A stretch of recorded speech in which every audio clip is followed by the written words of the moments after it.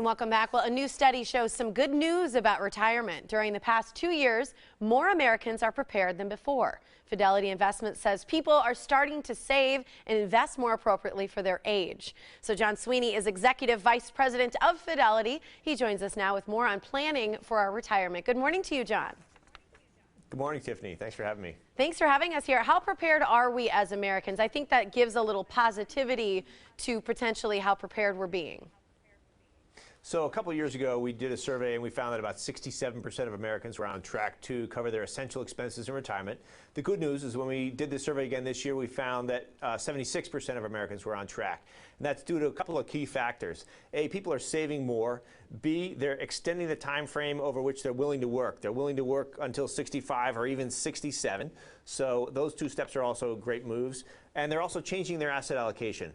The big concern is that people be too conservative, particularly when the markets get volatile. They're worried about losing money. And it's important to remember that stocks fuel the growth over a long period of time and not to be too conservative, especially when the markets start to get choppy. So how do we break it down by generation? Because knowing that, people are sort of spreading it out, they're looking towards the long term, each generation probably has to prepare differently, right? You're exactly right. So the younger generation, when we looked at what they were doing, their behavior changed. So they were saving about 7.5% of their income, which is great. That's up from about 5.5% a couple of years ago. But the target rate that we'd ask people to think about saving is 15% of their income. So boomers, while they're saving 9.1% of their income, they too have room to grow to get to that 15% target rate. It was interesting that Gen X in the middle, while they also made improvements and they were saving more, they're stretched. They've got perhaps aging parents. They're trying to solve for their own retirement, and they probably still have kids that they're trying to get through college. So they made the least improvement, but still made progress as well. Yeah, how correlated is this to the economy in general? Because I would think that, the more money you're making, the more willing you are to raise that percentage that you're saving.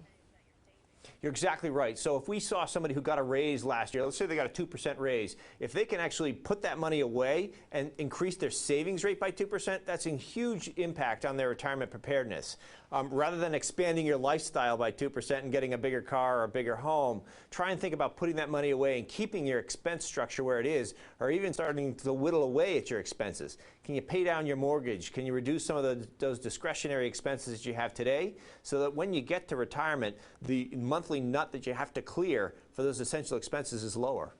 So break it down first, because I would assume that regardless of your age, there's got to be a formula that we're looking at that just is that magic little number. So you're right. There are levers that everybody can pull at various stages of life. The interesting thing about this survey was we quantified the impact of those different levers at different ages. So for that young investor, saving more was the most impactful step that they could take because they have a long work history in front of them that they can use to compound their assets and help their money grow over time. For a boomer who's got 5 to 10 years before they retire, saving more is helpful, but not as impactful as saving more. So while the steps may remain the same, the impact of them will differ based on the age that the investor is. So how do we figure out how do we check it, I guess, our investment score for retirement? Is there a way to figure out how good we're doing or how on track we are? Yes, we created a retirement score, and with 6 simple inputs, you can get your own retirement score. You probably know in the back of your mind whether you're doing anything to prepare for retirement. And remember that more than half of us are going to get some score that's in the red or yellow category, which means we need to take some action. But if you go to fidelity.com/someday, you can get your own retirement score and get a sense of where you are, but more importantly, what action steps you can take in order to get on a path to green so you're covering your essential expenses in retirement. And do you think it's good to work with a professional? Because I know sometimes you think about, well, I don't maybe have a lot of money to put away, so I hate to actually spend some of it on a person as well. You can get help. If you come to Fidelity, we've got branches in the Milwaukee area. You can go to fidelity.com. You can talk to representatives on the phone 24 hours a day. All those are places where you can go. The representatives there are there to help you. We want to make sure that people understand how to invest, which accounts to invest in to get the most tax-deferred benefit, and to make sure that they're putting enough away to successfully retire. So it's really important to get that help. Feel confident about the steps that you're taking in order to prepare for your own retirement. And professionals know more than we do, right? I think we've been through it several times. We've seen it with lots of different customers across the country, and we can help. Absolutely. It's great. So where can people go for more information? I know you mentioned a bunch of scores and some information and things like that. First place to start is to get your score at fidelity.com/someday.